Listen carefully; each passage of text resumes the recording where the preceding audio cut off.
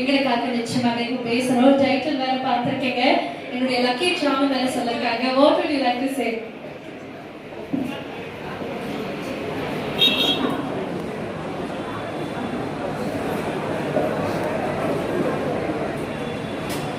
அனைவருக்கும் வணக்கம்.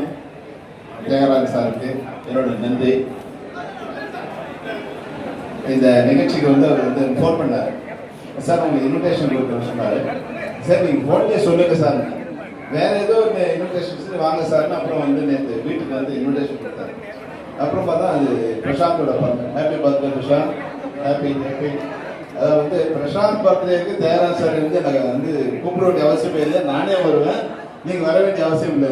இல்லை நாங்கள் டைட்டில் அனௌன்ஸ் பண்ண போகிறோம், அதுக்காக நீங்கள் வரணும்னு சொன்னார். நாங்கள் இப்போ டைட்டில் பார்த்தோம்னு உண்மையிலேயே ஒரு பிரம்மாண்டமான டைட்டிலாக இருக்குது. Wish you all the best Prashanth, wish you all the best. ஏன்னா இந்த படம் எனக்கு பல வகையில் எனக்கு ரொம்ப நெருக்கமான படம்.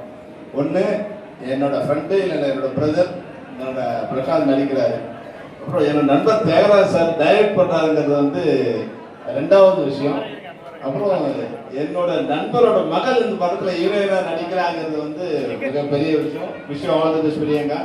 உங்கள் அப்பாவும் என்னோட நண்பர், உங்கள் அம்மாவும் எங்களோட நண்பர். ரெண்டு பேருமே ரெண்டு பேருமே கிரேட்டாக இருக்காங்க. அவங்களோட மகளாக நீங்கள் வந்திருக்கீங்க.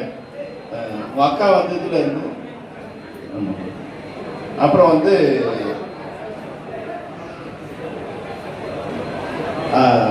அடுத்த ஹீரோவாக நடிக்கிற ஹரி என் நண்பரோட மகன், கதிரேசன் சாரோட மகன் சொன்னாங்க. உண்மையிலேயே ஆல் தி பெஸ்ட்.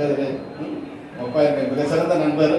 அதனால் நீங்கள் இண்டஸ்ட்ரிக்கு வந்திருக்கிறது இந்த உண்மையாக இது ஒரு பெரிய ஒரு நல்ல படமாக இருக்கும். ஏன்னா எல்லாமே அமைஞ்சிருக்காங்க. எல்லா வாரிசுகள் தியாகராஜ் சாரோட சன்னும், இல்லை ராஜகுமார் தேவையோட டாக்டரும், கதிரேசன் சாரோட மகனும் எல்லாமே சிறப்பாக அமைஞ்சிருக்காங்க.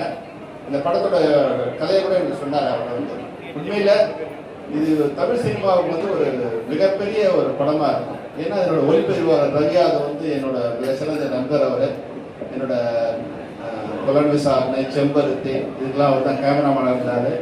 அவரோட குற்றப்பத்திரிகை படத்துக்கு நான் டைரக்டாக ஒரு ப்ரொடியூசரு. இது மாதிரி ஒரு 30 வருஷமாக 35 வருஷமாக எனக்கு நெருங்கிய நண்பர்.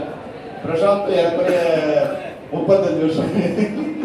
ஆனாலும் வயசு அவரோட பிரசாந்துக்கு 91 நான் பார்த்த மாதிரியே தான் இருக்காரு. அவர் பிரசாந்த் இன்னைக்கும் ஹீரோவாக இருக்காரு. நானும் பிரசாந்த் நிச்சயமாக